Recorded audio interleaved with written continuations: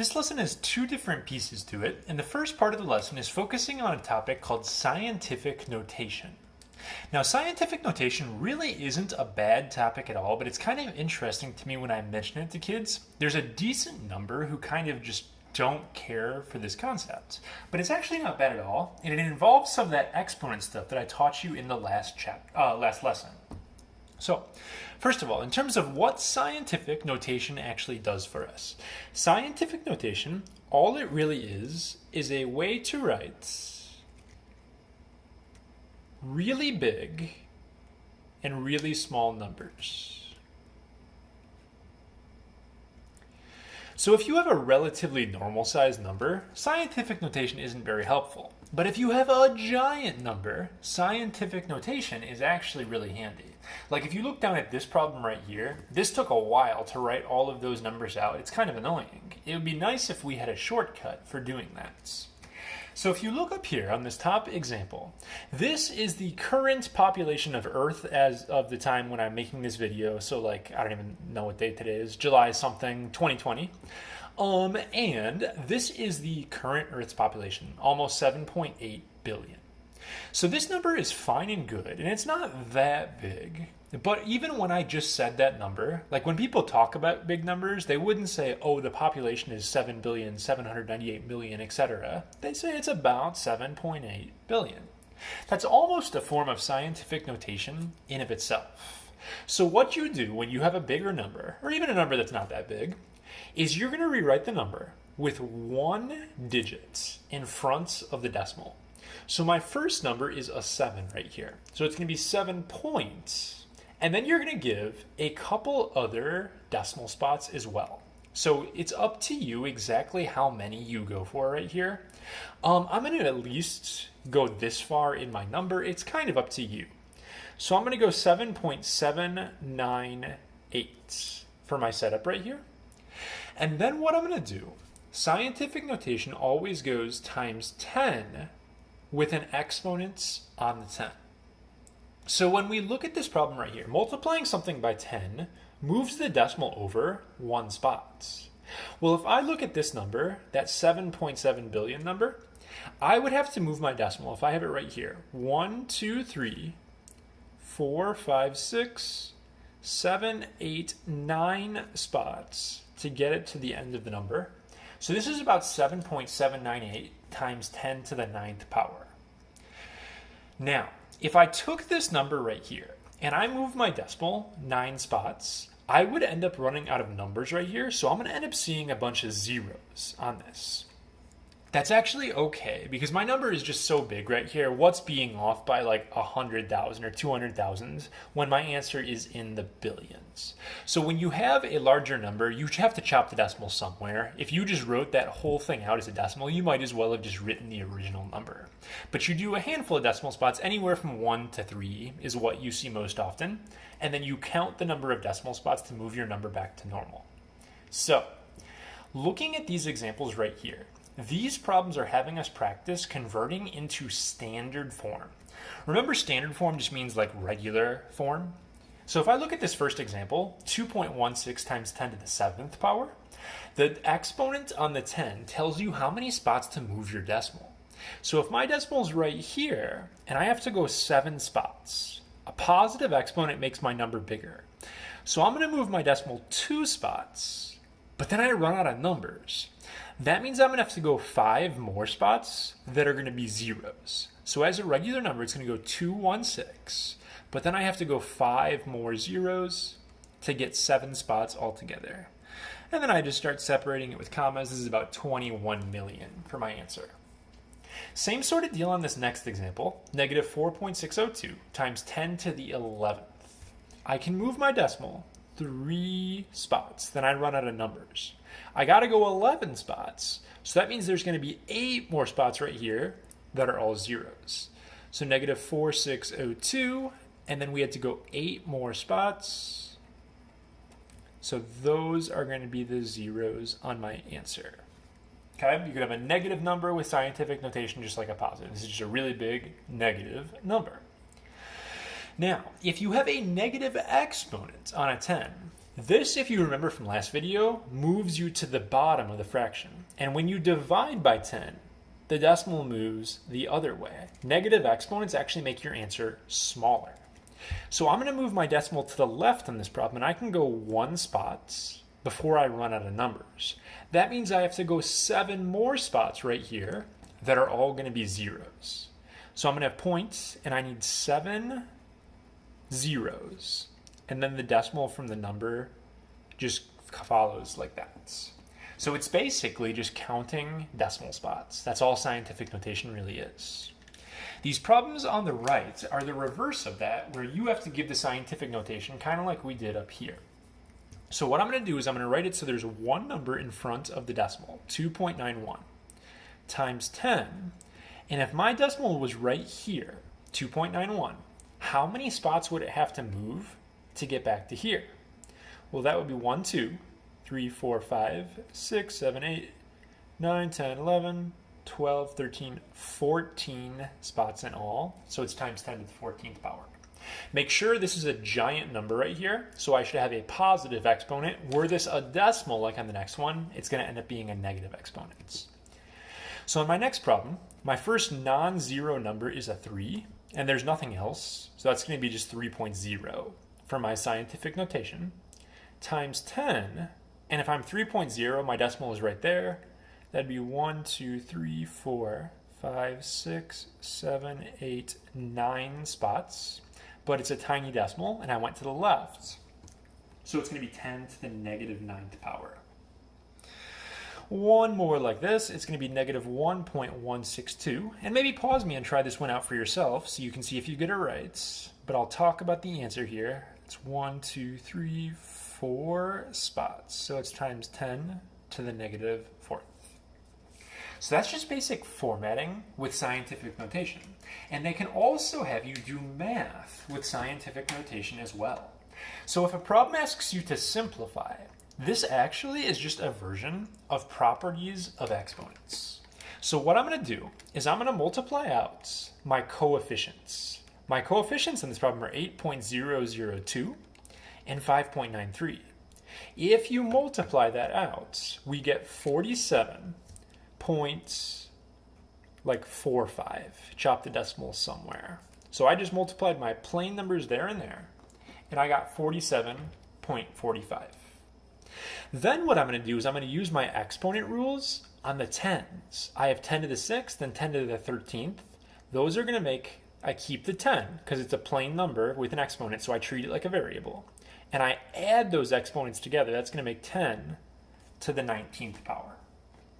So this is good, but it's not quite scientific notation, because scientific notation only allows you to have one number in front of your decimal. So what I'm going to do with this is think about moving this decimal, and that's going to adjust this guy by 1. But the question is, does this turn into 10 to the 18th or 10 to the 20th? So from right here, I need to move 19 spots to the right. That's what I need to do. But then I'm going to have to shift it the wrong direction and go right here. So from there, to get to the same place, now I have to move it 20 spots. So this is going to end up being 4.745 times 10 to the 20th power. All right, one more with scientific notation, and then we'll shift gears. On this next problem here, we're doing a division setup. With division, I'm going to start, normally we would reduce our plain numbers, but since we're doing in scientific notation, I'm just going to write this decimal down. So I didn't reduce, I just straight up divided 4.61 by 7.3. It's like 0.6315-ish. And then normally with these, I would move it to the bottom and be like, oh, it's 10 to the 17th. But if we're doing scientific notation, we don't really want a fraction. So what I'm going to do is what I told you not to do last video. I'm going to do 5 minus 22. And what that's going to do for me is make 10 to the negative 17th power. So divide those, subtract those. This is almost scientific notation. I need to move 17 spots to the left, but then I'm going to mess it up and I'm going to go the wrong way. So actually this one is going to be times 10 to the negative 18th power. Sometimes you adjust it up, sometimes you adjust the exponent down. It just depends on what your problem says. Now, before I move on, I want to show you guys your calculator actually can do scientific notation problems straight up, so you can type them in the calculator to see if you get them right. You just have to make sure you put each scientific notation problem in its own little parenthesis like this. So if I do 4.61 times 10 exponent 5, and then I do divided by, and I do a parenthesis for the other guy, 7.3 times 10 to the 22. So I'm just typing this in the calculator like it looks. The calculator is going to tell me 6.31, whatever, 5, that's basically what I have right here. And at the end, it says e negative 18. That e is the exponents on your 10. This is how your calculator will write scientific notation. It does not mean error. It means exponent for the 10. So you would need to write, don't write e yourself on your paper. You'll lose credit if you do that. This means times 10 to the negative 18th, which means move your decimal 18 spots to the left on this problem. So that's scientific notation in a nutshell. We're going to switch gears right here, and we're going to talk about some basic polynomial vocabulary.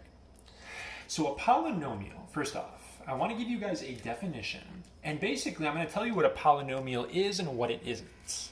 Your exponents in a polynomial are whole numbers. So what does that mean? Well, it means no negative and no decimal exponents. And then your coefficients have to be real. So what does that mean? Well, no i's. No ix type stuff. That's what a polynomial is. So you can have x to the thirds, you can have x to the 22nds, you can have x to the sevenths. All those are cool, but you can't have decimals or negatives in your exponents. That's a different chapter. The degree is defined to be the biggest exponents on your variable. So if my biggest exponent is x to the 5th, well, it's degree 5. If it's x to the 22nd, it's degree 22. Degree just means the biggest exponent in your problem. And then the leading coefficient is going to be the number in front of the biggest exponents. So the leading coefficient is the number in front of your biggest exponent. This is vocab that will be really helpful for us in a later lesson. So let's say I had the problem like 50x to the third plus 2x. I'm going to go 1.2 actually, just to show you. You can have decimals here. You just can't have decimals in the exponent. So 1.2x to the 7th. The degree for that problem is the biggest exponent. Biggest exponent is 7. And the leading coefficient, LC, is the number in front of the biggest exponent. So it would be the 1.2. Not always the number in the front, just the number in front of your biggest exponents. So I've got two tables here with a bunch of vocabulary. Vocabulary based on what your degree is, and vocabulary based on how many pieces your problem has. If you have a degree 0 polynomial, that would be like 7x to the 0 power.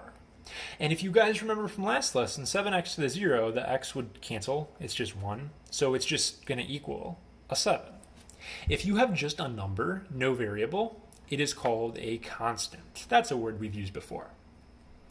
Next up would be degree 1. Degree 1 would be like 5x plus 3.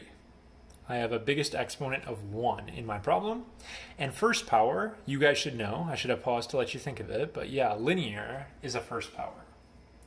Then degree 2 is stuff like this, which you all should know the name for already. X squared is called a quadratic. And then we're going to have 3 that you may not know already. Some of you will. But these are ones you do need to memorize right here. If your biggest exponent is 3, we're talking about stuff with x to the 3rd in it. X to the 3rd, even if there's like an x squared afterwards like that, is called a cubic equation. You cube something when you do a third power, so cubic is power 3. X to the fourth power is called quartic. Think about the school year, which has 4 quarters, or a basketball game has 4 quarters. Quart means 4. So quartic is degree 4. And then finally, x to the fifth power is going to be called quintic. 5 kids at once, so 2 is twins, 3 is triplets. 5 kids that are identical are called quintuplets. Quint means 5. Then we have other vocabulary based on how many terms or pieces your problem has. So if I have one piece, that would be like saying 19x to the third. There's just one chunk to this problem right here. All of these vocab words go like nomial. You've seen them before, I'm sure. One piece is called a monomial. 2 pieces would be like 3x minus 2, which is a binomial. 3 pieces is a trinomial. And then anything over 3 is just called a polynomial with blank terms. So it's a polynomial with 4 terms, with 5 terms, with 6 terms. I also forgot to mention on this one, after 5, I'm not going to make you guys, there are names if you like Google them, but I'm not going to make you know those. So after 5, we just say it's a polynomial of degree n. So if I have x to the 22nd power, I would just say it's a polynomial of degree 22. And then to finish off this video, we have a few practice problems with simplification, and we're also going to practice our vocab right here. So all of this math right here is mostly stuff that is a review, just in a new context right here. You guys should know, of course, we're going to FOIL this problem out to simplify it. We're going to get 80 x to the third times another x makes x to the fourth. Then I go 8 to the 2. That is going to make 16, and 3 and 2 are going to make 5 x's on that guy. Then it's going to be a negative 10 x to the third, and lastly a negative 2x to the fourth. All of my pieces that I multiplied were next to each other, so that's when you add the exponents. Then we just rewrite this guy in order. So my first part right here is going to be the biggest exponent. Standard form is biggest exponent to small. I happen to have 2 problems that are x to the fourths. 80 minus 2 is a 78, and when you combine like terms, the variables don't change. So these go together and make 78, but it's x to the fourth still. And then I have negative 10 x to the third. That is standard form. Well, now all I need to do is give names to these. The name by degree, my biggest exponent is a 5. That's the degree. Fifth power is called quintic. Again, you have to memorize those terms from those tables on the last slide. Make sure you get those learned. And there are 3 pieces to this problem. 3 pieces are called a trinomial. So this is a quintic trinomial for my solution. Go ahead and see what you can do with these last 2 problems by yourself. So try those 2 out. Give me a minute and like pause the video and everything, and then see how you do. Hopefully in this problem right here, you guys did not distribute that exponent. There is a minus sign in this parenthesis right here. And when there's a minus sign, you have to actually FOIL it out. You cannot distribute exponents across a minus or a plus sign. That'd be breaking your promise.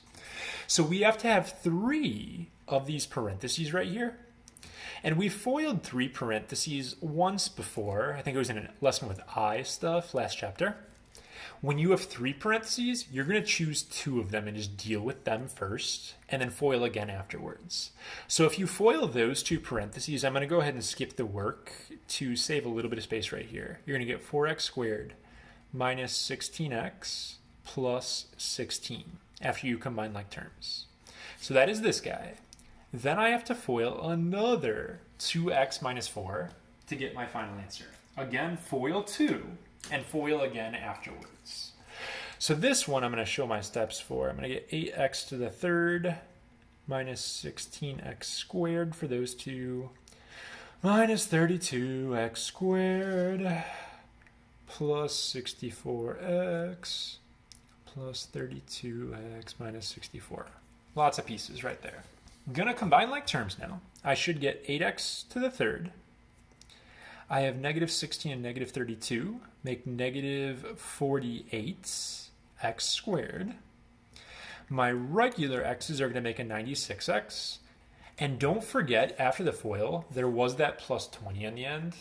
So I'm going to combine those, and those are going to make negative 44. So this is going to be my simplified polynomial. Named by degree, third power is called cubic. And there are 4 pieces here, so that's just a polynomial. Cubic, and then polynomial with 4 terms. And that's all you're going to do for that one. The last problem is way quicker. On this problem here, I'm just going to divide both of these parts, because there's a minus up here, by 8x squared. So when I go to divide this way, that one works out clean. 40 divided by 8 makes 5. And then 6 and 2, I have to subtract those exponents because I'm dividing here. That's going to make x to the 4th power. When I go the other way, this is not going to work out as clean, but I'm putting it in standard form, so I'm going to make like a mini fraction here. 10 over 8 reduces to 5 over 4. So I'm just going to write it like this, as like a coefficient, and this will make x to the 3rd power. So this would be a good way to write your answer for that one. The name by degree here, this is a 4th power, and 4th power is called quartic, and there are 2 terms, which is a binomial. The math should not be so bad for you guys, but make sure you practice those vocab terms and make sure you have those memorized.